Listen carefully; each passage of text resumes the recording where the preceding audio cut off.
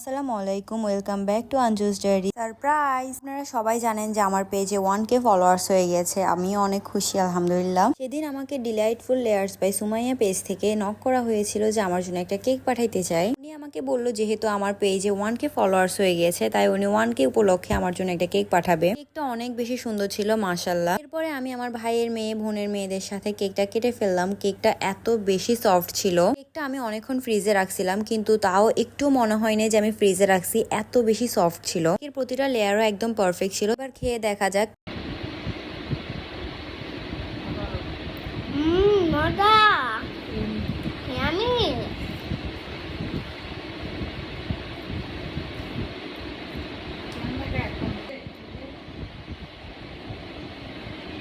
কেমন আইরা? মজা।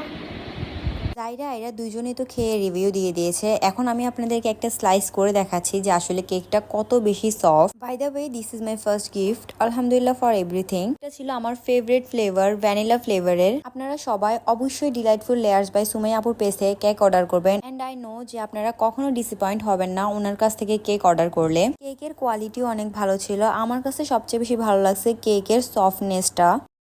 চলেন এবার আমি আপনাদেরকে রিভিউ দিই যে আসলে কেকটা কেমন হয়েছে।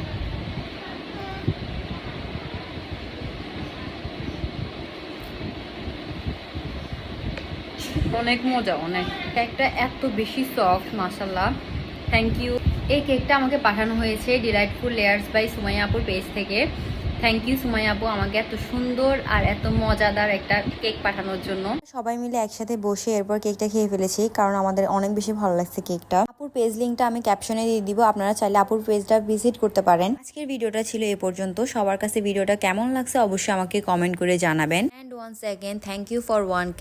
অলমোস্ট আমার এখন 1.2K হয়ে গিয়েছে। আই উইশ আমার 10Kটাও যাতে অনেক তাড়াতাড়ি হয়ে যায়। সবাই আমাকে বেশি বেশি করে সাপোর্ট করবেন। আল্লাহ হাফেজ। Thank you for watching.